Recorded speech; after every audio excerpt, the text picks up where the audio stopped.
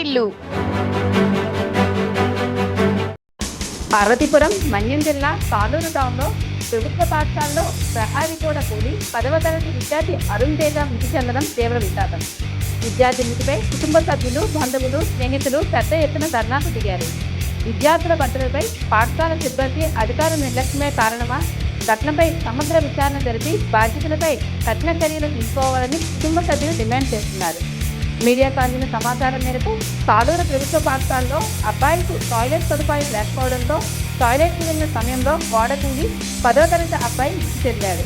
మరో విద్యార్థికి కాలు విరిగింది. ఇది ప్రకృతి వైపరీత్యం అనాలా?